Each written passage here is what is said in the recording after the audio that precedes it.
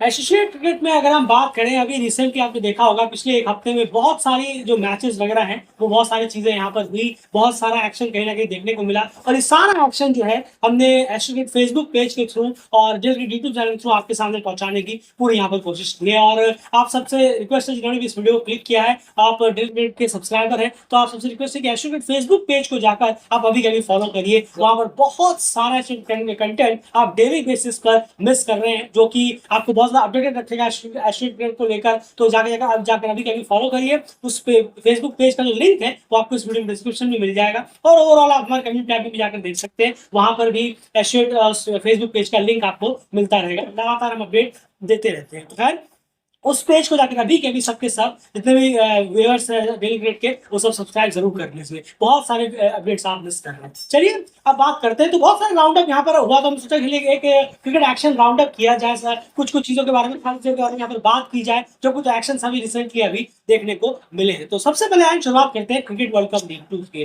Cricket world cup league 2 का round 14 जो है वो इस वक्त चल रहा है कनाडा में, अगर हम बात करें। और वहां पर क्या कुछ अपडेट है अभी तक, जो एस्ट्रोनॉट फेसबुक पेज को फॉलो करते हैं उनको भर भर कर अपडेट पहुंच चुकी है ऑलरेडी, क्या कुछ चल रहा है क्या नहीं हो रहा, लेकिन एक राउंड अप के तौर पर देते हैं यूट्यूब चैनल वालों को। जरूर देखिए, अगर हम बात करें तो पहला मैच जो था कनाडा वर्सेस नामीबिया के लिए, जो इस राउंड का 14th राउंड का पहला मैच था, वो नामीबिया जीतने में कामयाब रहा। फ्राइलिंक ने जबरदस्त एक सेंचुरी लगाई, बहुत ह्यूज। वो अपडेट्स आप पेज में जाकर देखिए, फेसबुक पेज पे। बिल्कुल। और उसके बाद फिर अगर हम देखें तो दूसरा मैच जो था स्कॉटलैंड वर्सेस कनाडा, वो बारिश की वजह से धुल गया। और उसके बाद तीसरा मैच जो हुआ वो स्कॉटलैंड वर्सेस कनाडा, जी हाँ बिल्कुल, वापस से, जी हाँ, वो नामीबिया वर्सेस स्कॉटलैंड था। जी हाँ, दूसरा वाला मैच नामीबिया वर्सेस स्कॉटलैंड था, जो धुल गया।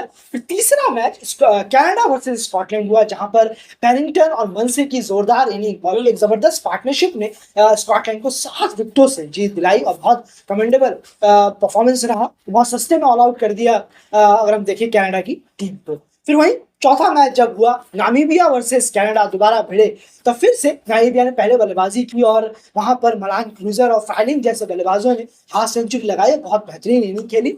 जब 262 का कुछ टारगेट दिया था कनाडा को, और जब उसको कनाडा चेस करने आई तो पहुंच तो नहीं पाए, 237 के अराउंड करीब वो रह गए।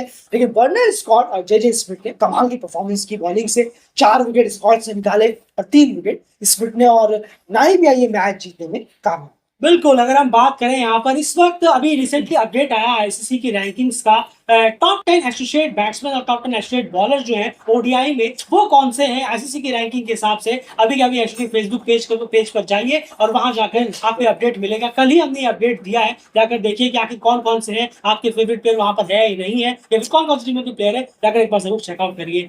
बर्नर स्कॉट जो है वो ओडीआई की बॉलिंग रैंकिंग में चौथे नंबर पर पहुंच गए।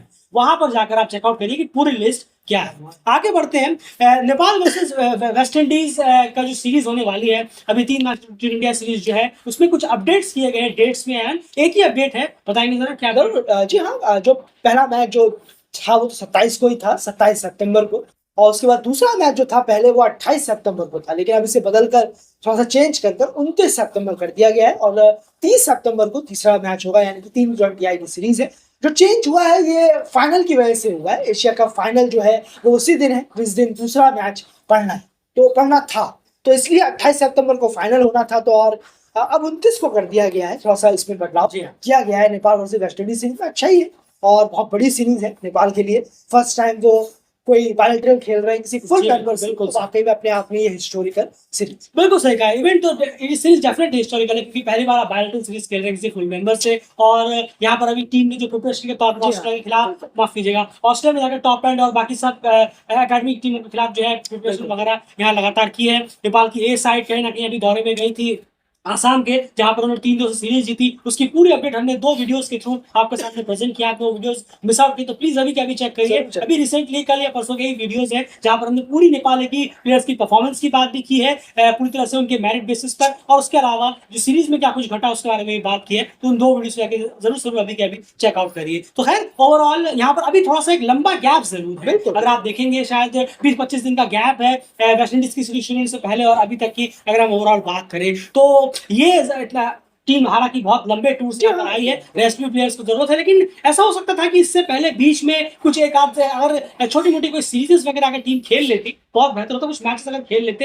अब ये नहीं कि हर फिर से कहीं बाहर जाकर खेलना हो, लेकिन ऐसा भी हो सकता था कि एंड अपनी ए साइड के खिलाफ खेल लेना या फिर अपने आपस में ही कोई इंटर स्क्वाड वगैरह खेल लेना। क्या कहेंगे? बिल्कुल, ये बहुत अच्छा तरीका होता है। एकदम 25 दिन बैठकर फिर एकदम एक कैंप के जरिए फिर वेस्ट इंडीज के सामने उतरना, कहीं थोड़ा सा ऐसा बॉडी फिर ढीली सी ना पड़ जाए। बिल्कुल सही कहा है आपने, क्योंकि क्रिकेट खेलने की जब आप टूर्नामेंट आ रहा है तो उससे 1-2 महीना पहले, ये नहीं और पूरा साल ही होना चाहिए। 1-2 महीना तो ये तो बोलने वाली बातें होती है, डेलीकेट इस चीज को नहीं मानते कि टूर्नामेंट आ रहा है तो आप 1 महीना पहले ही, हमारा ये स्टांस पहले भी रहा है, बोला है हमने कई बार इस चीज को लेकर। ये हमें पसंद नहीं है कि 1 महीना पहले आप ताबड़तोड़ शुरू कर दे, सारा हल्ला बोल दे, नहीं, इससे बहुत ज्यादा डेंजरस होता है प्लेयरों के लिए। साल भर होना चाहिए बायोलेटरल, पर महीना अगर आप अफोर्ड कर सके तो खैर वो बहुत बेहतर होता है। लेकिन फिर भी अभी अगर देखेंगे तो एक 7-8 दिन का रेस्ट काफी था, और उसके बाद नेपाल ए वर्सेस नेपाल की सीनियर साइड के बीच में 2 से 3 मैच, अगर आप 4 मैच कराते तो 4 नहीं है, 2-3 ठीक रहे, बस इतना काफी है। और नेपाल ए जो अभी गई थी आसाम, वो टीम नेपाल सीनियर साइड जो ऑस्ट्रेलिया के दौरे पर गई थी, अभी ऑस्ट्रेलिया के टॉप एंड दौरे पर, तो बहुत बेहतर होता और ज्यादा, क्योंकि ये इसलिए डेलीकेट ज्यादा ये करता है नेपाल को, क्योंकि थोड़ा सा वीकनेस टीम में बहुत ज्यादा है। उसे कमी करने के लिए बैठ कर वो कम नहीं होगा, वो खेल कर कम। बिल्कुल, और टॉप एंड जो भी लड़के खेल कर आए, तगड़ा जो ऑस्ट्रेलिया का दौरा रहा, उसमें भी आप सबने देखा, हम सब ने देखा कि जो बल्लेबाजी का जो बिल्कुल वैसा ही रहा जैसा हम अमूमन देखते हैं। तो खामियों पे जितना ज्यादा आपको मैच मिले, जितना ज्यादा जरूर बेहतर रहेगा। अब देखिए उतने में टूर से आने के बाद 25 दिन लगातार करके बैठे रहेंगे। मान लिया चलिए 3-4 दिन का कैंप लग गया उससे पहले, लेकिन वो कैंप कैंप से कुछ नहीं, नेट कैंप से कुछ खास नहीं होता। जो है आपको जो मैचेस की यहाँ पर जरूरत पड़ती है, सीधे वेस्ट इंडीज के सामने उतर जाना, कहीं वो थोड़ा सा बैकफायर ना कर दे, प्लेयर थोड़े से वापस से अपने शेल में ना चले जाएं, जो कि काफी खुले हुए हैं अभी। डेफिनेटली हम ये नहीं कह रहे कि सीधा उतर जाइए, 7-10 दिन का रेस्ट लीजिए, 25 दिन का गैप है, यहाँ एक मैच वगैरह हो सकता था उस सीरीज से पहले। बाकी कैन के ऊपर है ओवरऑल। चलिए ये बात हो गई यूएई वर्सेस पाकिस्तान की। यूएई, अफगानिस्तान और पाकिस्तान की 4 सीरीज चल रही है। शुरू के 2 मैच सारे अपडेट आपके सामने हमने लगातार रखी है, जहां पर यूएई के बल्लेबाजों ने थोड़ी कोशिश की, लेकिन बॉलर्स ने बहुत डिसअपॉइंट किया। दोनों ही मैचों में आखिरी के 10 ओवरों में बॉलर्स ने जम पे रन उठाए, इसकी वजह से स्कोर इतना बड़ा हो गया, यूएई चेस कर नहीं पाया। मोहम्मद वसीम और आसिफ खान ने और राहुल चोपड़ा ने कहीं ना कहीं कोशिश किया, दोनों मैचेस मिलाकर कुछ ना कुछ परफॉर्मेंस करने की, तेज तरार 50s भी लगाई, काफी अटैकिंग अप्रोच भी रहा इन तीनों ही बल्लेबाज का, लेकिन अनफॉर्चुनेटली बॉलर्स ने उन्होंने बहुत ज्यादा रन खर्च कर दिए, जिसकी वजह से टीम जो है उस स्कोर तक पहुंचने में नाकाम। और मिडिल ऑर्डर जो है यूएई का, वो बहुत ही खराब परफॉर्मेंस कर रहा है, जिसका भी खामियाजा टीम को भुगतना पड़ रहा है जब भी वो चेस करने उतरी, दोनों ही बार अगर हम बात करें। उसके बाद यार कुछ और अपडेट्स यहाँ पर निकल आती है। नीदरलैंड बांग्लादेश के बारे में क्या ख्याल है? सब कुछ जानते हैं, कल हमने अपडेट किया, क्या कहेंगे? नहीं जरूर, बहुत डिजास्टर, बहुत अफसोसजनक। बिल्कुल सही कहा आपने, बहुत ही खराब परफॉर्मेंस रहा है नीदरलैंड का।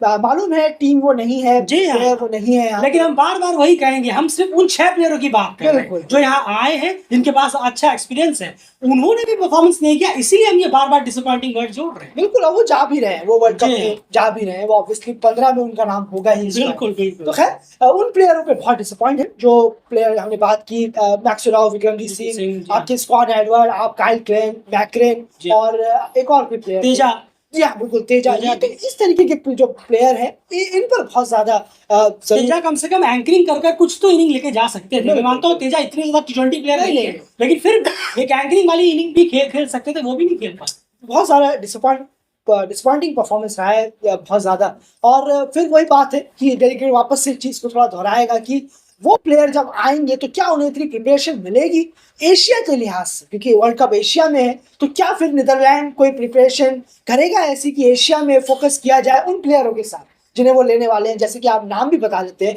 बेंसली Leede, Logan van Beek, Fred Klaassen, Roelof van Merwe, इन जैसे जो कॉलिन एकरमैन भी शायद आ सकते हैं। जी हाँ बिल्कुल, माइकल लेविट, तो वो भी यहाँ आएंगे, तो देखना होगा। किंगमा भी वो यहाँ पर होगा। लेविट अटैकिंग प्लेयर है जरूर, लेकिन एशिया में इतना आसान नहीं होगा। अभी पता नहीं कि नीदरलैंड के मैच कहाँ पड़ेंगे, श्रीलंका में पड़ेंगे, इंडिया में पड़ेंगे, किन पिचेस पे पड़ेंगे, ये सब चीजें सोचने वाली बात। तो ये सब चीजें हैं, तो ये सब जो प्लेयर हैं यही तो 15 की स्क्वाड भर देंगे। तो ये कैसे आकर फिर जो प्लेयर यहाँ एक्सपीरियंस ले रहे हैं उनका क्या होगा? वो क्या बाहर बैठ जाएंगे जाकर?